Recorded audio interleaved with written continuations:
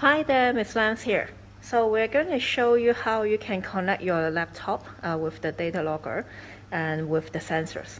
So assuming that you have downloaded the data logger software on your computer, the advantage is that you can make a more adjustment and you can collect data simultaneously. But the downside is that you need to leave your laptop for the day. Okay, so let's see how it goes. So let me just show you a little bit, adjust a little bit here. Okay, so here we have some HCl, okay, and some calcium carbonate, some chalk. Just want to show you how we can collect data using the laptop and also GoLink and also the gas pressure sensor. So instead of the logger Labquest, okay, so what we have here is this is what we call GoLink, and what it does is connect a USB with your computer, and also the you can see the adapter for the sensors as well. So what you do is, you first of all connect them. So again, you can see this one, press it, and then insert it here first. Okay, again, if you want to take it out, it's very easy. Press it, and then take it out, okay? So be gentle with your sensors. Okay, and then I plot this one. So I link the sensor. I've linked the gas pressure sensor with the GoLink, and then connect to your computer. Okay. All right, so you can see that. You can see that here. Oh, maybe I bring it a bit closer. Okay, you can see that your laptop should have already detecting the gas pressure, which is 100.76. Okay, and then what you do is you can press collect. Okay, so it's collecting it every second. Okay, of course you can adjust it a little bit. Okay, so for example, you can adjust it by pressing this one. Okay, so here if you press on that, and then you can say, for example, for 900 seconds, you're collecting 1 sample per second. So you can adjust it based on the duration of your experiment. Okay, ideally you can also do this in the Labquest as well. We will demo it later on. Okay, so yeah, so for example, let's say I want to look at respiration rate in yeast. Okay, so they will release CO2, right? So the gas pressure change in CO2, and for let's say 10 minutes, and I want to collect data every 1 minute, okay? And then just to see the curve of the respiration rate, right? And so I can adjust it. So for example, I say I take 1 sample per second. For example, I want 1 minute. So what I do is 60 seconds. 60 seconds per samples, okay? And then done, okay? Now you should set this up before you collect data, okay? All right, so let's play this one. So now first minute, 0 minute, okay, is 100.78, okay? So, and then later on, they will collect the second data and after 1 minute and so.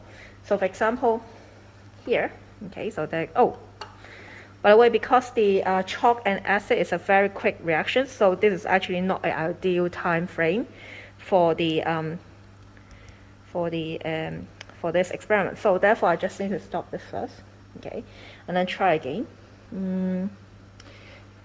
But for yeast, for a much slower experiment, then it would be best to you do 1 minute or so if it's a slow experiment, okay.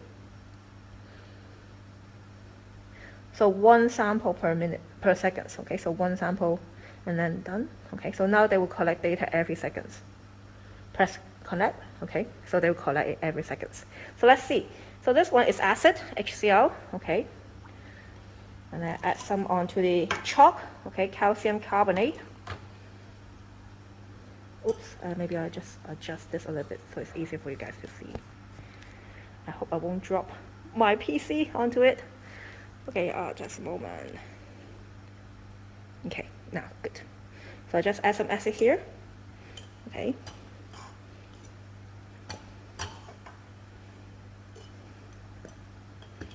Okay. And right away you can see some bubbling already. Okay. And meanwhile, on your laptop, you can see that the gas pressure is increasing, okay? Now, it looks like not a lot, because what you can do is you can enlarge the scale. So what you do is, You can press auto. In theory, auto. Yeah, auto. Okay, so just a big A there, auto, and then can adjust the scale. So you can see that it's ranging from 101 all the way to 104. So you can see that after I put the button in, okay, you can see that it's increasing rapidly, and then it starts to level off because perhaps it looks like the acid has been used up, okay, in this reaction, and then eventually level off. So this is the graph that you can see. And what happened is that in the IA, you need to select relevant data. So you cannot just print screen this one and then put it in your IA, okay, it's not okay. So what you do is you find out the endpoint. So for example, let's say I have a different temperature, okay, and then so maybe one that's a higher temperature than I expect, a steeper gradient or something like that. So you need to find out the start point, okay, and end point, and then usually what we do is that we find out the percentage change before and after the reactions for different conditions. So that's one of the ways we do it. Okay, so I just stop this. Okay, so that's how we use your laptop with the sensor. You need to use the Go link coupled with it. And just one more thing is that best to set up your sensor before you start your experiment. And also you need to make sure your Go link will turn green first before you can start your experiment. Yes, sometimes it's like orange or red, then it's not okay to switch another one. Okay. All right, so I hope you will find this video useful. So that's it for today. Bye for now.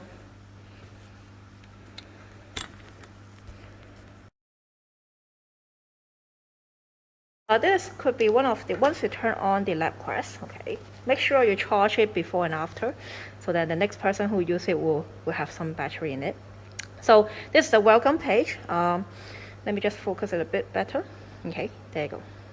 Okay, right, so the Labquest, so what you can do is you can press on the Labquest app. So you can adjust the how frequent they collect the data. So for example, in this reaction where HCl will react very quickly with CaCO3, it's okay to collect one sample per second, okay, for 60 seconds. So before you start reacting, you should plug in the sensor first, okay. So as you can see, this one is the kind of like the phone sensor, okay. And then we plug it into the channels. Okay.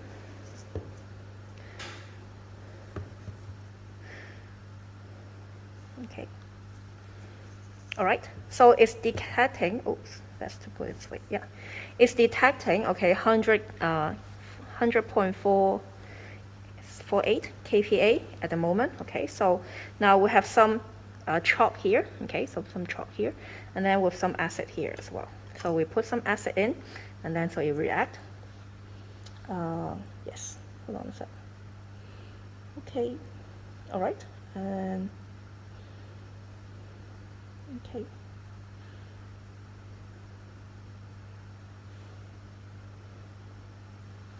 All right. So this one is a graph view, so you can adjust that by pressing some of these buttons. Okay. So we put some acid in. Okay. Oh, by the way, you should press play. So it's collecting data every seconds for 60 seconds.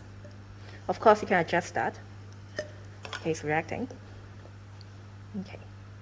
So you can still see the pressure is increasing. So from 100 to 103.71, okay? Right. And actually this sensor comes with a pen as well. So sometimes maybe the foam is too thick, then you can adjust that, okay? So it's collecting it every seconds, okay? Okay. Yeah. You can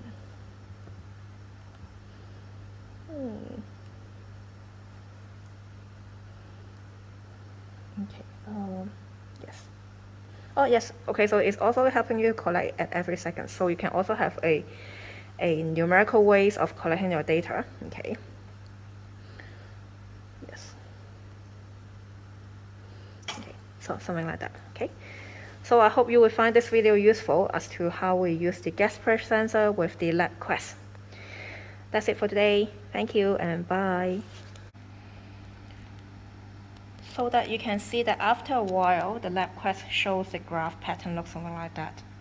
Okay, so it's quite sensitive.